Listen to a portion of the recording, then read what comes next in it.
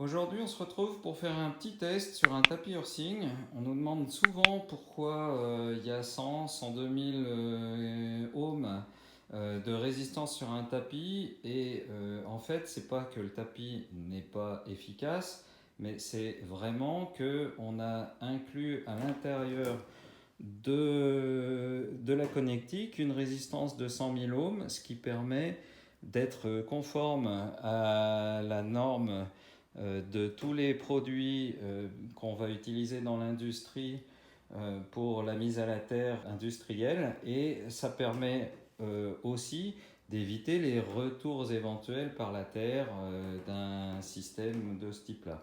Donc quelque part, c'est une notion de sécurité qu'on a sur les produits de la marque Earthing, qui est plutôt pour moi quelque chose de positif et qu'on va démontrer d'ici quelques instants.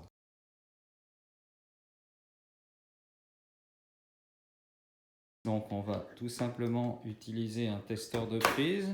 Là on voit qu'on a les deux systèmes qui sont verts, donc il y a bien la terre sur la multiprise qu'on va utiliser pour faire ce test.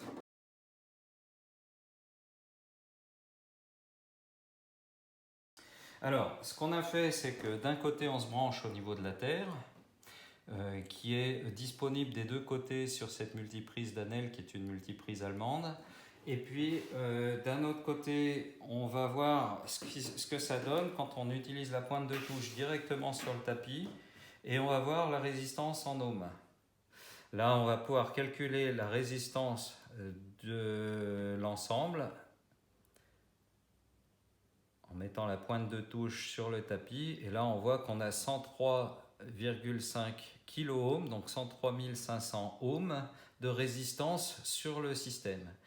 Est-ce que ça veut dire que le système ne fonctionne pas? Ce n'est pas vraiment la réponse que l'on peut dire. Si on dit ça, c'est par ignorance.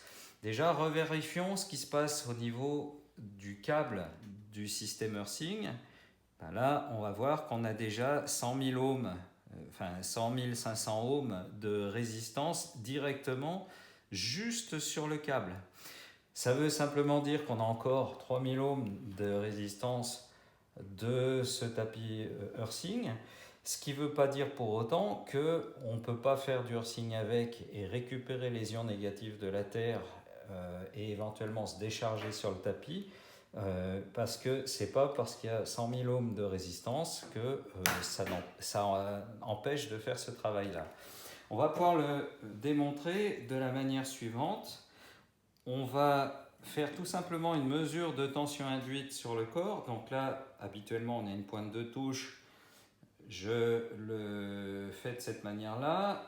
On voit qu'ici, j'ai 52 millivolts de tension induite avant de toucher le tapis. Si je mets la main sur le tapis, immédiatement, on se retrouve à 0 volt de tension induite, ce qui est logique puisque finalement, je suis raccordé à la Terre par le système Earthing. Donc là, on voit que l'efficacité du tapis Earthing est parfaitement fonctionnelle. Je vais ouvrir notre caisson électrique blindé. Vous voyez derrière moi notre tableau électrique. Là, on voit que quand j'ai la main à cet endroit-là, près du tableau électrique, je me charge par le tableau électrique. J'ai 0,5 volts de tension induite. Si en même temps, je touche le tapis Earthing, vous voyez qu'on est redescendu à 6 millivolts de tension induite, ce qui signifie bien que le tapis Earthing fait son travail. Et j'ai toujours la main au même endroit, si tu veux bien la montrer. Le système est totalement fonctionnel.